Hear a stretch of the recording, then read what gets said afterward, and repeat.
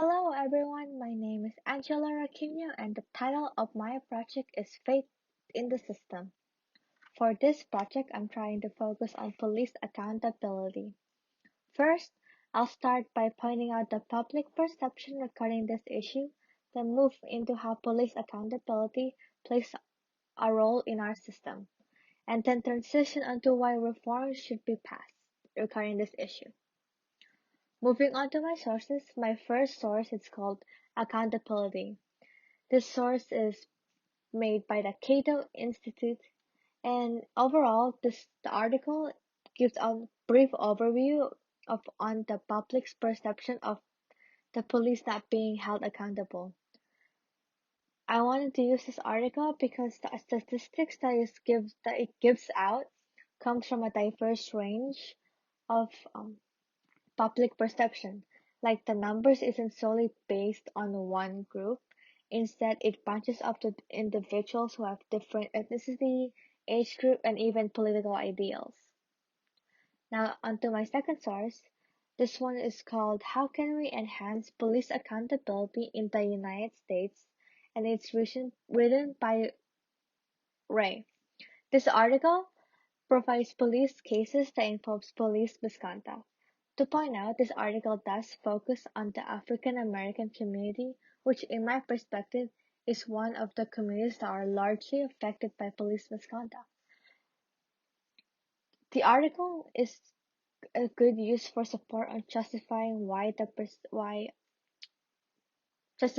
perception that would be previously stated from the first part. It's an article which basically applies the perceptions into real cases that involves police misconduct. It will go on and talk about why there are no charges against the police involved and why those who are clearly guilty still wear their badges. It's an article that touches on into those type of topics that would then relate why the public see them in a negative light. It also ends with reform ideas, which is gonna be used in the last part of the project. So moving on, now it's my third and last source. My source for the third one is called Transforming the System, and it's an article found in the webpage called the Opportunity Agenda. So basically, this article is an overview of the positive effect of holding the police accountable for their misconduct. I chose this because the whole article is good a good support to the idea of why police accountability should happen.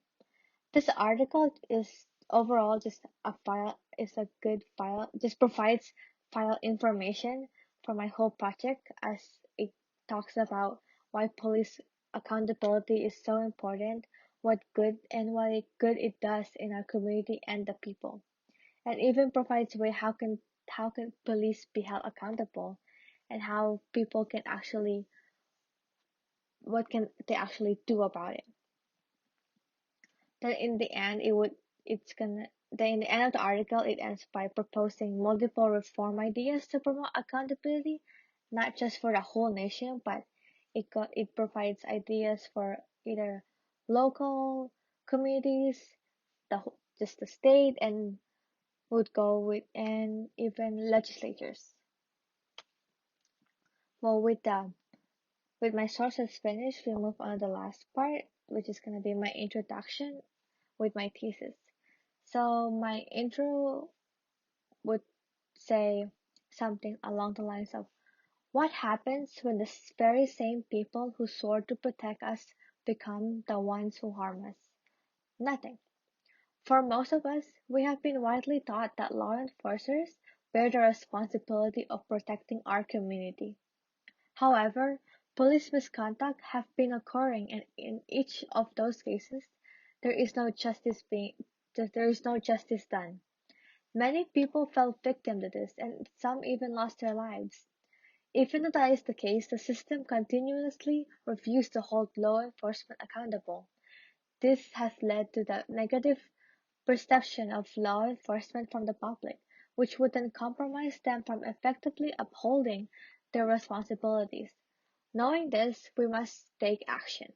Now, it has become imperative that reforms regarding police accountability is passed in order to restore police legitimacy and rebuild the trust the community once had with the police. So, now that I stated my thesis, it might be sound confusing of how the sources might be of use to that, but for them, I'm actually planning to build them from each other.